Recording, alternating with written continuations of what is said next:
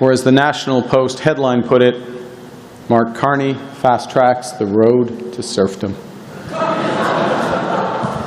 I mean, you can't buy that kind of support, even if we do fund it. It's true, Conrad. It's true. It's true.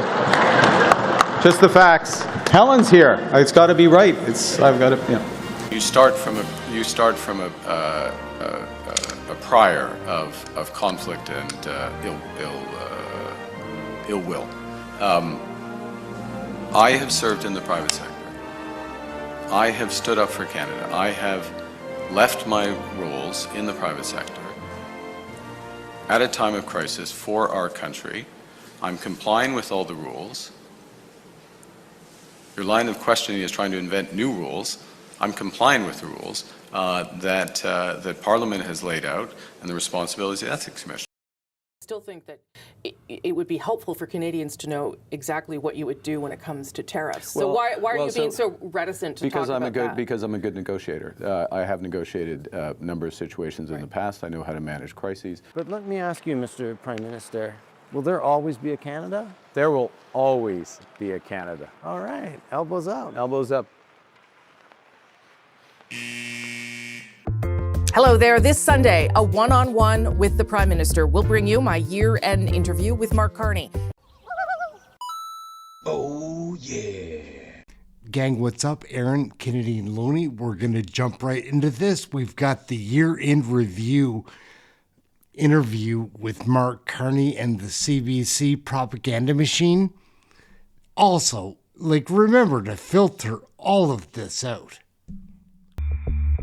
Thanks so much for joining us on this Sunday. It has been a remarkable year in Canadian politics, and in particular, perhaps, for Mark Carney. Carney started the year known as a former central banker, having never held political office, and he's ending 2025 as the Prime Minister of Canada. Earlier this week at the National Gallery of Canada, we sat down for a year-end interview discussing some of the issues that matter to you, how Canada is responding to the trade war, a potential pipeline, Mark Carney's leadership, and more. Here now, my conversation with the Prime Minister of Canada. Prime Minister, hello. Thank you for making the time. Thanks for having me, Rosemary. You were elected, I think it's fair to say, in part to deal with Donald Trump. But since the election, you have dropped retaliatory tariffs, you've given up the digital services tax, and you apologized for an ad that the Premier of Ontario ran. So I guess Canadians might want to know whether we are any further ahead for doing or not doing any of those things. Well, we are in a lot better position than we were 9 months ago. The challenge remains that the United States has fundamentally changed its trading relationships with everybody in the world, Canada included. But one of the points I made right from the start when I was running to be leader of the Liberal Party and then running in the general election is we need to control what we can control. We can't necessarily control Donald Trump, I think everyone's figured that out, or the United States of America. What we can control is what we build here at home. You look at the progress we've made. One Canadian Economy Act. Okay, we'll go into this, but it's important to underscore because this is what's going to make the big difference for Canadians. I get that. Sorry, may I finish? Which is, so we're made huge progress in terms of building here at home, massive progress on new trade deals and relationships abroad. All of that puts us in a stronger position as a country, more independent, better future, stronger negotiating position with the United States. And that's the other piece of what you were. That's the other piece that you were elected on. But you were also elected on standing up to Donald Trump and getting a deal with him. And yet, since you've been elected, and yet we have the best deal of any country in the world. But that's not what you were elected on. You were elected to get. Was I not elected to get the best deal of any country? So that's I would have thought. So that's it. You're done. Better is always possible, Rosemary. We can always do better than where we are, and we look to do better. But if you look at where we are relative to other countries, 85% of our trade, as you know, is tariff-free. We have unparalleled access relative to other countries, including Mexico, our partner in CUSMA, to the U.S. market. Now, we're just entering the next phase of these discussions, negotiations. There'll be negotiations in the end around the review of CUSMA, which will start early in the next year. Okay, so let me ask you what you understand Donald Trump's position on CUSMA to be right now. You had that meeting with him and President Sheinbaum not too long ago. Yes. At that point, did he say the deal is dead, I'm ripping it up? What indications did you get? He did not say any of those things. What we talked about, the two presidents and myself. We talked about the process for reviewing, renegotiating CUSMA. We talked about potential timelines, although we didn't settle on specific timelines for that. The expectation is that it's going to unfold over the course of 2026. If I'm fortunate to be with you this time next year, we'll be talking about that progress. So that's the first thing. The second is I will refer back to what I just said and what I've been saying from day one. Control what we can control, what we can't.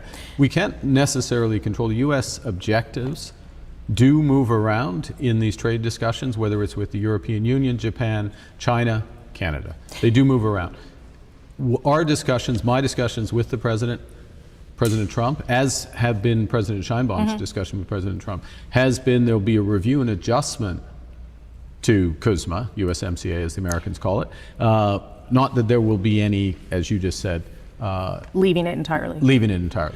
The sectoral tariffs that you seem to be close to dealing with, whether it was reducing them or getting rid of them, is that not part of the negotiation? That will necessarily be part of the negotiation. Okay. From our perspective, those are hugely important. And look, the United States needs to make a choice around these, which is, does it recognize, appreciate that the U.S. itself is in a stronger position if there is relatively free movement of automobiles, steel, aluminum, lumber, aerospace across the U.S. border, or not? And how it views its competitors. Does it view its competitors as Canada, or does it view its competitors as China? And these are perspectives that the U.S. Takes different views on at different points in time. And the CUSMA discussion, that review discussion, will be part of it. In the meantime, what we are going to continue to do is build this country. That's what Canadians want. And we're going to continue to deepen our trading relationships abroad. Both of those things are good in and of themselves, but both of them put us in a stronger position with the U.S. We are in a stronger position today with the United States than we were at the start of the year. But only because, and I shouldn't diminish it, not only because, but because of what you're trying to do inside the Canadian economy, not because of anything that you've gotten from Donald Trump. Well, we did get what we got is in August 1st is the President confirmed that 85% of trade being tariff-free, the best deal of any country with the United States. Having the best deal is pretty good, Rosie. Now, as I said a moment ago, it can be better. It's in, obviously, Canada's interest for it to be better. We will do other things at the same time. We think it's in the U.S. interest as well, but the U.S. will make that choice.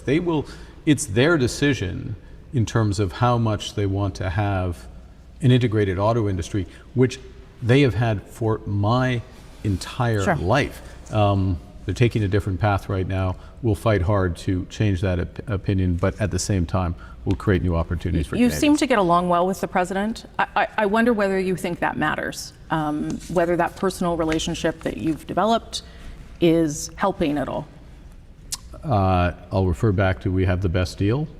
That's a starting point. I think, look, my view is that the U.S. respects strength. The President respects strength. He respects people. He sees that in you? Well, it's for him to answer. He wants to be a great man like me. That's what he said in public. It's kind of it's a good line. I enjoyed it at least. And you know, so being direct with him and what our objectives are and how we see it, that's important. But also he respects that the UAE wants to invest $70 billion or intends to invest $70 billion in Canada. He respects that we are launched trade negotiations with India, that we're have a rapprochement with China, that we are deepening our defense partnership with Europe, that we are increasing our defense spending, bringing it towards that 5%. Yes, he does respect those steps that we've taken. All of those steps are in Canada's interest. All of those steps are in Canada's interest, but yes, they respect that. You talked about China there, so that is also part of, I think, your response to what is happening with the United States. As you said, India and China. This past spring, though, you said that China is Canada's biggest security threat. Does that mean that we are taking a risk by aligning ourselves further economically or otherwise because of that, because it is, in your view, our biggest security threat? Well, a couple of points here. One is never have all your eggs in one basket. We have too many eggs in the American basket. We would like to maintain that relationship and grow others, but we absolutely need to grow others. And that the S is a capital S at the end of others. So it's India, it's China, yes, it's European Union, it's the UK, it's Thailand, it's Philippines, Right. it's in Africa and beyond. It's Mercosur, the group of all of which we're working on. First point.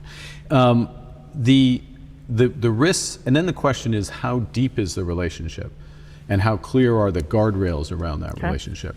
And there are areas, artificial intelligence, critical minerals, defense, where clearly the security threats are such that we would not have a deep relationship with China in those areas. We would not have deep relationship with many countries in those areas. There's certain partners, European Union is one, UK is another, where we would. We have a strategic question for our country, how deep those relationships are in those areas with the United States, given our deep integration already with the United States and given the shifting trading relationship. Oh, yeah. Gang, what's up? What a wild time in Canadian federal politics. Get your opinion right here. I know you can form a solid opinion of your own. You're a smart Canadian. Watch the Frontline Politics. Do not trust the legacy media. Watch things like this. Independent YouTubers that are trying to get the information out there. That's what we're doing here.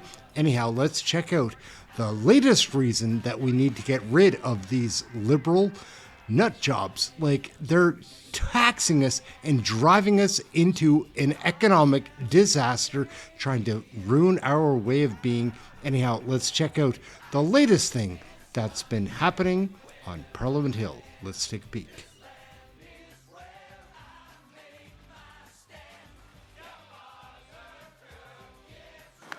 Mr. Prime Minister, Mike Myers, what are you doing here?